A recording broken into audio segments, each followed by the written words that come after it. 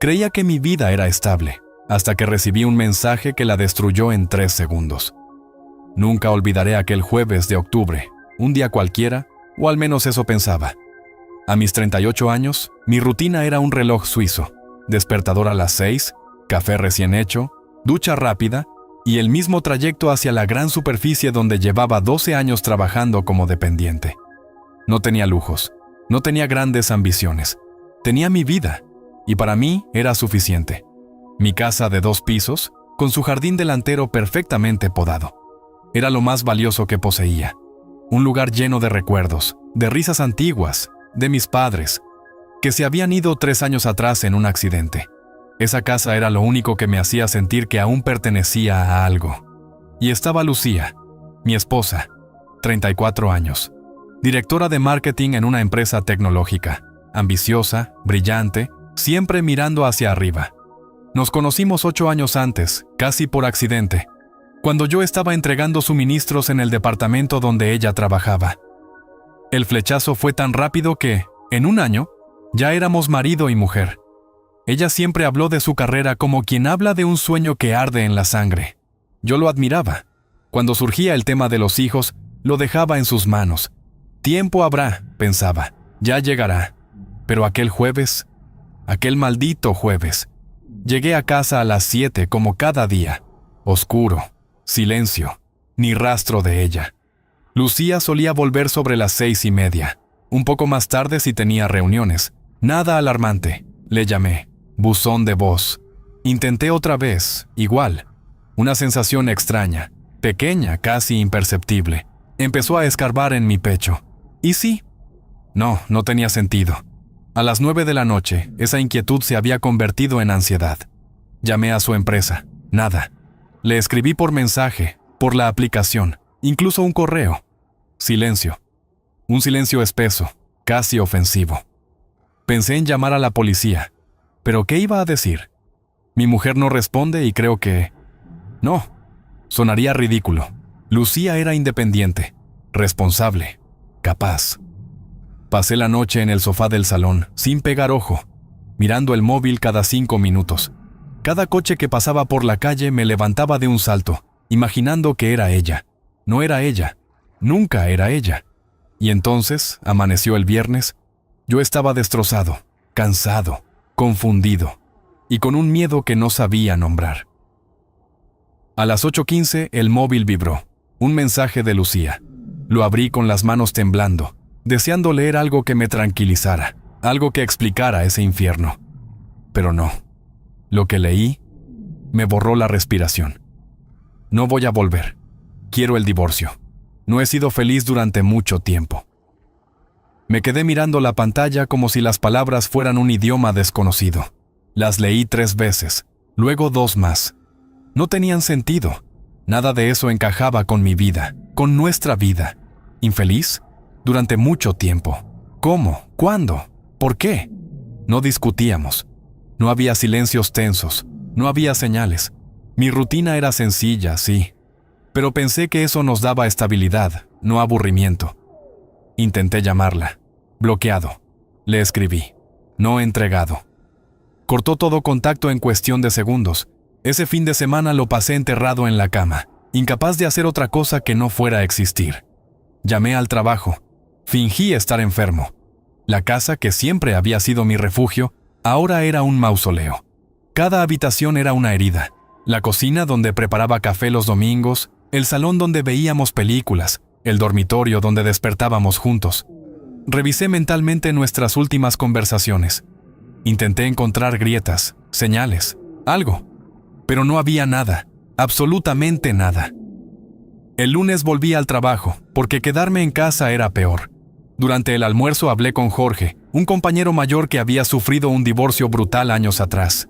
Le conté todo, sin filtros, sin orgullo, solo dolor. Jorge escuchó en silencio, y cuando terminé, dijo algo que me atravesó como un cuchillo. Cuando alguien se va sin mirar atrás, casi siempre es porque alguien más la está esperando. Eso fue lo que Jorge le dijo, y aunque Adrián intentó apartar la idea, la frase se le quedó clavada como una espina que no dejaba de doler. Era incómoda, era cruel, y sin embargo, sonaba terriblemente posible. Esa misma tarde, Jorge le pasó el contacto de un investigador privado, un hombre que le había ayudado durante su propio divorcio. Adrián dudó. Contratar a un investigador le parecía excesivo, dramático, casi absurdo. Algo que hacen los personajes de una serie, no un tipo normal como él. Pero había un vacío dentro de su pecho, un hueco que devoraba cualquier intento de calma. No tenía respuestas, y la ausencia de respuestas duele más que la verdad. El martes por la mañana llamó al número. Una voz tranquila, profesional, casi reconfortante, respondió al otro lado. «Soy Carlos. Dígame qué ocurre». Adrián le contó todo. Carlos no se sorprendió. Casos así son más comunes de lo que piensa.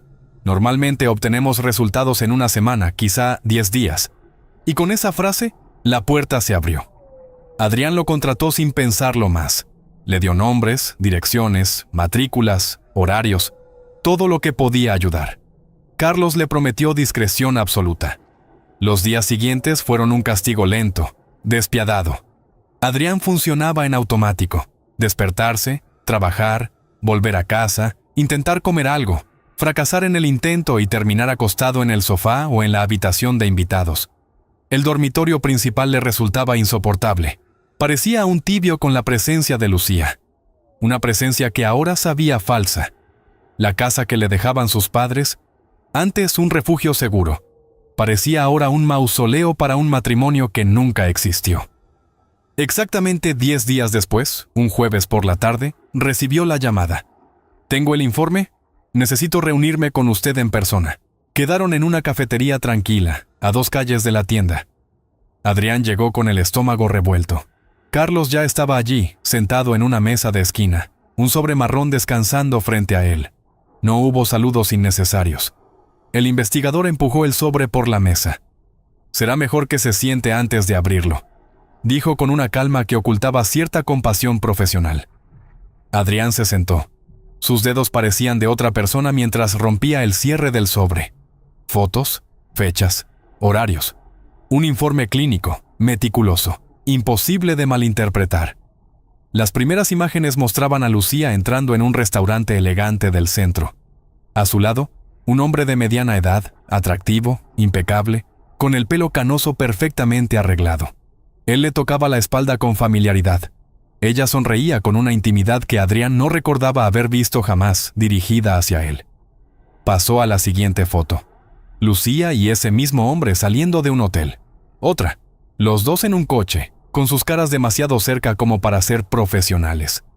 El informe lo identificaba como Miguel, 45 años, supervisor directo de Lucía, casado desde hacía 15 años, padre de 2 hijos, 8 encuentros documentados en 3 semanas, largas comidas, cenas tardías, 3 entradas a hoteles en el distrito financiero.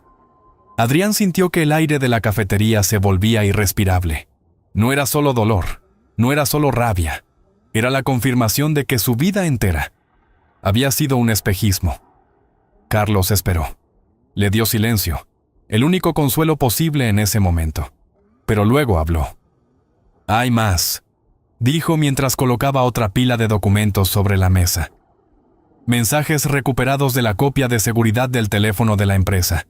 Tienen servidores que guardan registros. Tengo un contacto allí». Adrián abrió las páginas.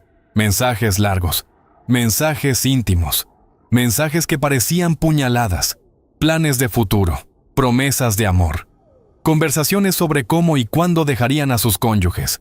Y entonces, una frase escrita por la mujer que juró amarlo le perforó el alma. «No puedo seguir fingiendo». Fecha: 2 semanas antes de desaparecer. El mundo de Adrián se desmoronó, pero aún no había visto lo peor. «Necesito estar contigo. Voy a pedir el divorcio la semana que viene». El mensaje de Lucía. «Yo también, mi amor. Construyamos la vida que nos merecemos». La respuesta de Miguel. Eso fue lo último que leyó Adrián antes de cerrar el sobre. Pero esta vez su mano no temblaba. No había lágrimas, no había confusión, solo una quietud helada, un tipo de claridad que nace cuando algo dentro de ti finalmente se rompe. Levantó la mirada hacia Carlos. «¿Puede hacer más copias de este informe?». Carlos asintió, sin sorpresa alguna. ¿Cuántas necesita? Adrián lo pensó solo un segundo. 3. Una para el Departamento de Recursos Humanos, otra para mi esposa y otra para mi abogado. Carlos esbozó una sonrisa leve, casi profesional, casi cómplice. Las tendrá mañana por la mañana. Adrián pagó, le dio la mano y salió de la cafetería. Y por primera vez en casi 2 semanas tenía algo que parecía propósito. No quería venganza, no aún. Quería justicia. Si Lucía y Miguel pensaban que podían destruir 2 familias y desaparecer entre silencios, se equivocaban. Muy pronto, cada acción que habían escondido saldría a la luz. El viernes por la mañana, Carlos entregó los 3 sobres sellados. Adrián pasó todo el día estudiando el procedimiento adecuado. Encontró el correo de recursos humanos de la empresa de Lucía. Redactó un mensaje formal, directo, quirúrgico. Adjuntó las fotos, los horarios, los mensajes recuperados. Asunto: queja formal. Violación del código de conducta y conflicto de intereses. A las 15:00 hizo clic en enviar. Fue un gesto silencioso, pero el mundo de Lucía empezó a temblar desde ese instante. El segundo sobre era más delicado, más humano, más devastador. Buscó a Claudia en redes sociales. La encontró rápido. Una madre sonriente, fotos familiares, cumpleaños, partidos de fútbol infantil. La vida que Miguel decía querer destruir por amor verdadero. Adrián sintió culpa. Un instante, un suspiro, y después desapareció. Claudia merecía la verdad, igual que él. Preparó un envío urgente. El paquete debía llegar el sábado por la mañana, cuando Miguel probablemente estaría en casa. El tercer sobre fue para el abogado especialista en divorcios recomendado por Jorge. Cita: lunes a primera hora. Y según la llamada previa, Adrián tenía una ventaja enorme. La casa era suya. Era una herencia previa al matrimonio. Lucía no tenía derecho ni a un ladrillo. El domingo, Adrián hizo algo simbólico, algo necesario. Limpió la casa de arriba abajo. Quitó todas las fotos de Lucía. Empaquetó su ropa, sus objetos, sus perfumes, todo. Las cajas quedaron en el garaje. No era odio, era liberación. Cada objeto que tocaba pesaba menos que el anterior.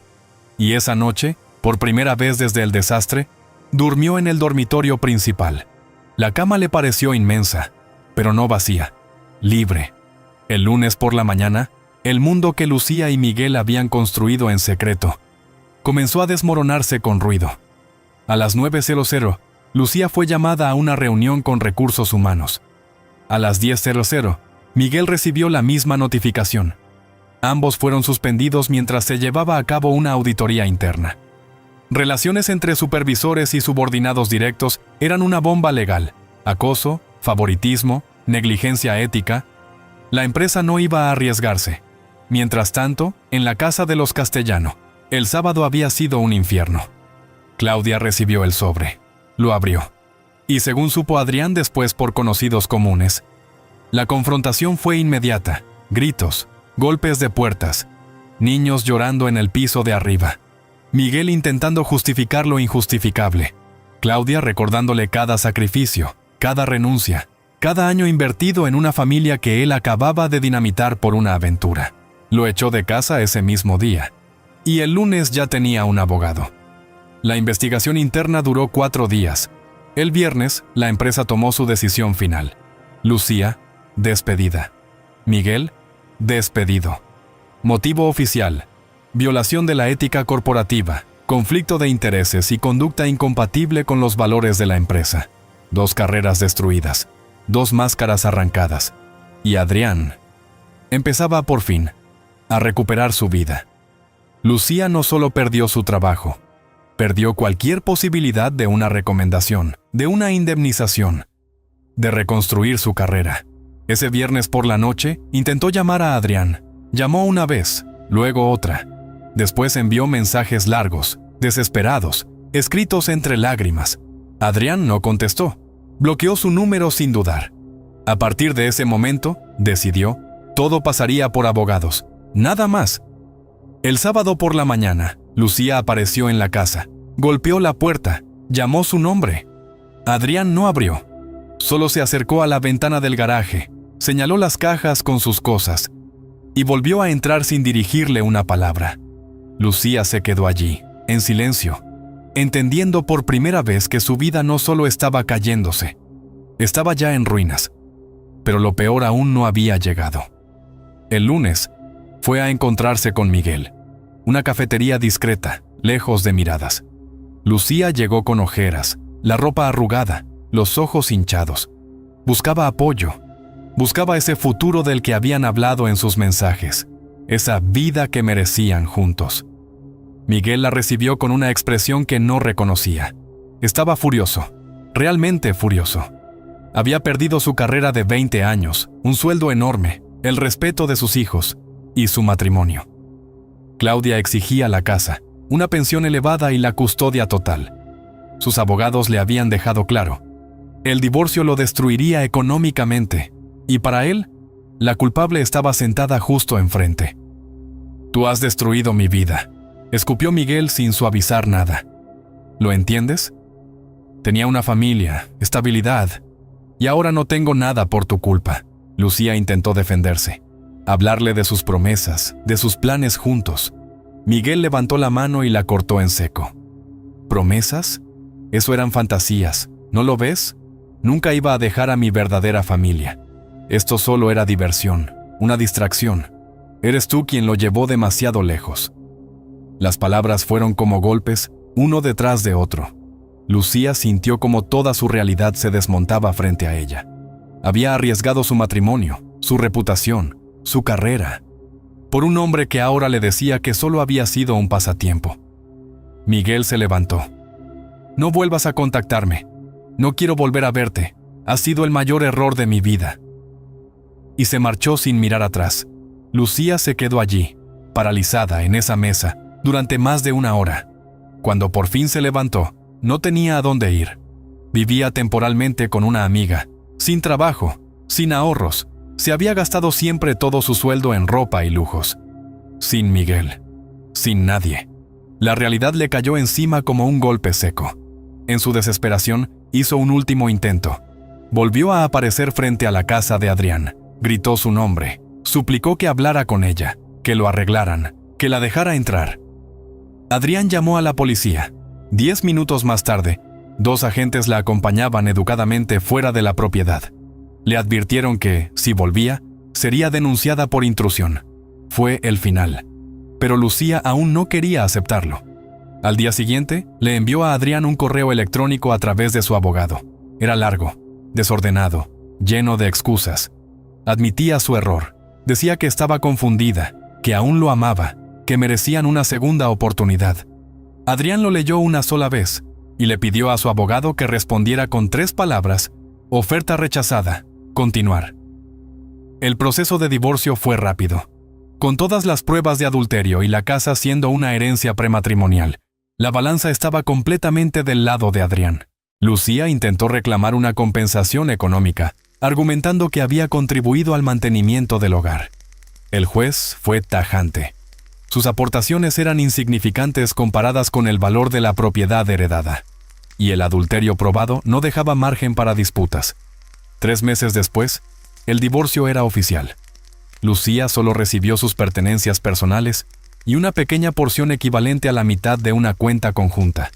Eso fue todo lo que quedó de un matrimonio de 8 años. Lucía no recibió nada más que la firma final del juez. Ni pensión, ni bienes, ni una mínima compensación. 8 años de matrimonio reducidos a un simple documento. Disuelto. Medio año después de aquel jueves que destrozó su mundo, Adrián estaba en el patio trasero, hundiendo las manos en la tierra mientras colocaba flores nuevas en el jardín, que su madre solía cuidar con devoción. Era una mañana tibia de primavera, con un sol suave que parecía anunciar algo parecido a la esperanza. El teléfono vibró en su bolsillo. Era Claudia. Durante los últimos meses, habían intercambiado mensajes esporádicos, casi siempre breves, casi siempre cargados de la sensación de estar reconstruyéndose a la vez, desde 2 ruinas distintas. El texto decía: «Mi divorcio se finalizó ayer. Solo quería que lo supieras. Gracias por contarme la verdad cuando más lo necesitaba. Me ayudó a ver todo con claridad. Espero que estés bien. Adrián dejó escapar una sonrisa tranquila. Tecló despacio. Me alegro mucho por ti. Tú y tus hijos merecéis paz. Te deseo lo mejor. Guardó el móvil, respiró profundo y volvió a inclinarse sobre el suelo. La casa, esa casa que había sido un santuario familiar antes de convertirse en un lugar de sombras, por fin se sentía limpia, suya, ligera. No había más ecos de traición. No había más fantasmas rondando las habitaciones. Solo quietud. Respecto a Lucía, no sabía mucho ni le interesaba saberlo. A veces le llegaban comentarios sueltos, que su reputación estaba hecha polvo, que nadie en su sector quería contratarla, que vivía ahora en un piso pequeño al otro lado de la ciudad. Esas noticias ya no le provocaban nada. Le llegaban como si hablaran de una desconocida sin rostro. Mientras regaba las flores recién plantadas, la frase de Carlos, el investigador, regresó a su memoria. La verdad siempre termina saliendo. La cuestión nunca es sí, sino cómo, y cuánto daño deja a su paso. Y Adrián había tomado su elección. Guió la verdad sin convertirla en un arma. Quiso justicia, no destrucción gratuita. La casa estaba en silencio a su alrededor. Pero no era el silencio triste que lo había atormentado meses atrás. Era un silencio lleno de vida, de un comienzo honesto. Un silencio que por fin le pertenecía. Se limpió las manos en el pantalón, entró en casa y se quedó un momento mirándolo todo. Había hobbies que retomar, proyectos que recuperar, un futuro que dejaba de doler cuando pensaba en él. Sobrevivió y, sobre todo, volvió a levantarse.